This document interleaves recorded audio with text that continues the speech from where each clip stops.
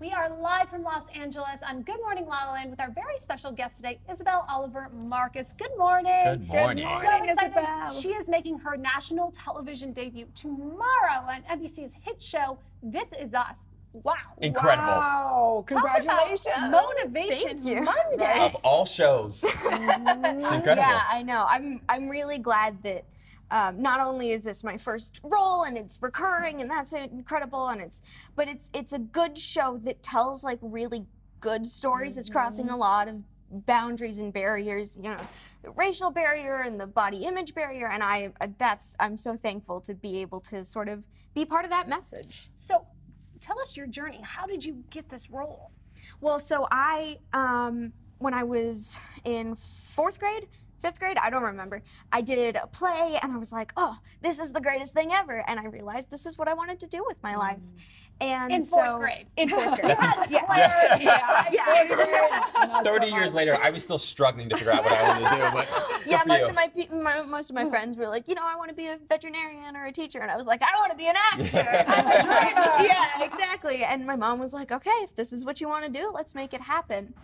So I did a showcase and I got an agent, and I've been coming out to Los Angeles for like 3-month intervals for several years, but I live in San Antonio, Texas, or I lived in Texas, and so So I you were went going to school in Texas and working in LA. Yeah. So you're official an LA girl. I am now. I've been here. Yeah. Woo, La La Land. That's Yes. right. I've been here over a year, just over a year. And when I got the audition for This Is Us, I was in Texas visiting my family, my dad and my stepmom and my baby brother. And I got the audition, and they were like, "Can you come in?" And I was like, "No."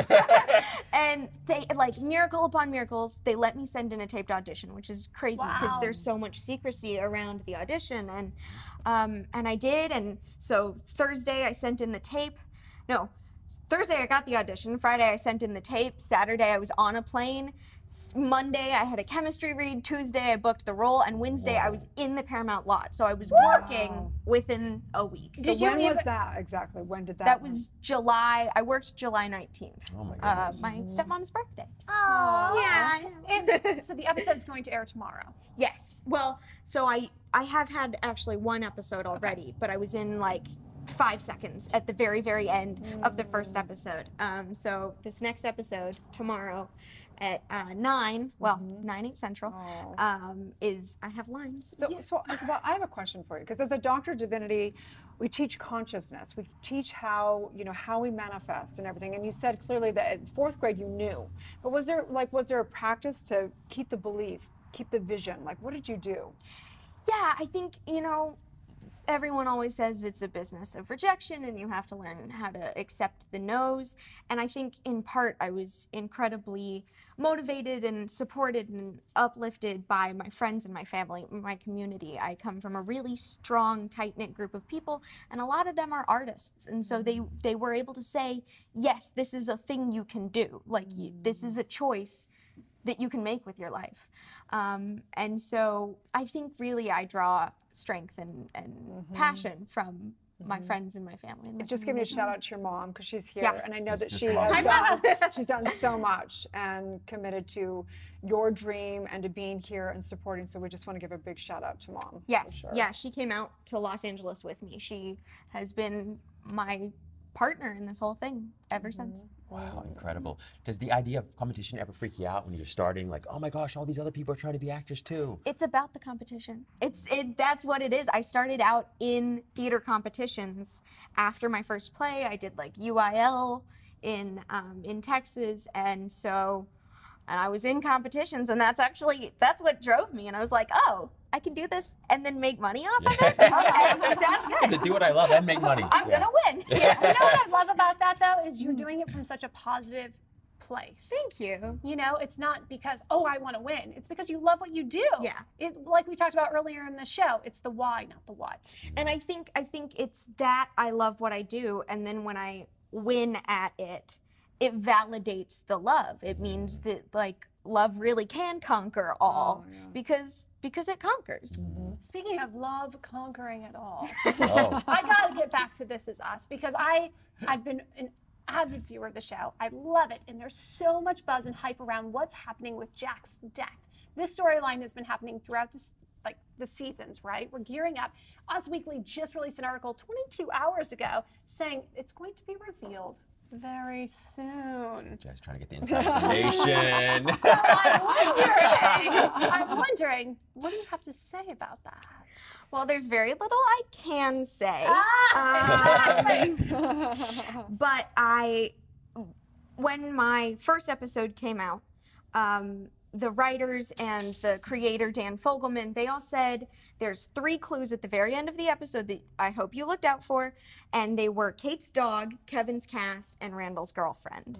Ooh, and you're Randall's And girlfriend. I'm Randall's girlfriend. And so this season, we've gotten to see how the dog comes into play, and we've gotten to see how Kevin's cast comes into play. And now we get to see how the girlfriend comes into play. And so these are the steps leading up to Jack's death. So that's basically all I can say. But yes, it's coming right around the corner. Fans have watched the show, but they want to know, what is it like to work on the show? Incredible. It's incredible.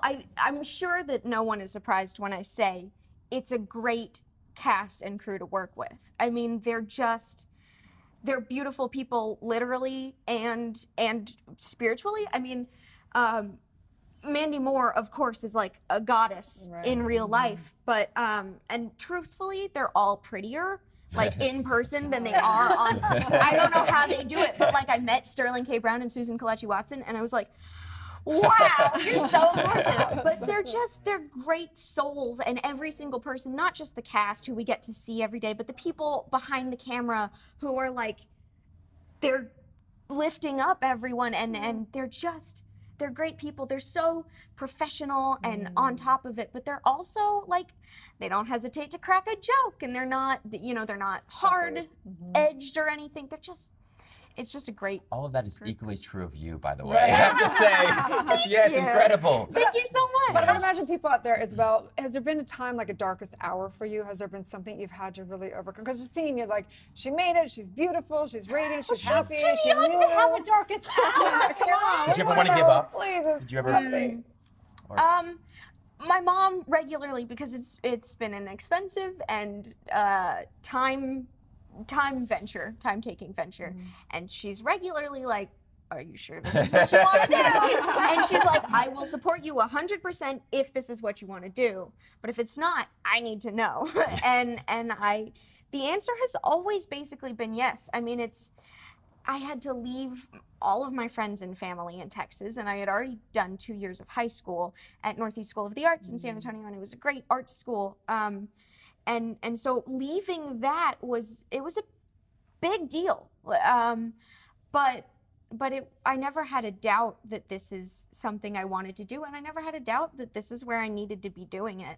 And I think everyone understood that, and yeah, so it was hard, but ultimately it was for the best, and I've still got that community. I didn't leave it. I just sort of widened it a little bit. And now you've got a community in La La Land. There you go, right? Yes. You guys. Yes. And we're happy to be a part of it and to tell your story and share your life. What's life like for you in LA now? People say Los Angeles is a really scary place, and at first it sort of is, but ultimately it's a lot like anywhere you come from. There's these neighborhoods, and if you put in the time and effort and you sort of allow yourself to go outside your shell, you find that it's just like home, and you can find a home. You know, my apartment building, I know a bunch of people there, and like we say hi to each other, and we like say hi to each other's dogs, and it's really, I've just been able to find another community, and it's great, and it's not as scary as everyone thinks it is. And I think that anyone who's thinking about coming out here and trying to pursue it, jump in, because there's really no downside. Just for the record, how old are you?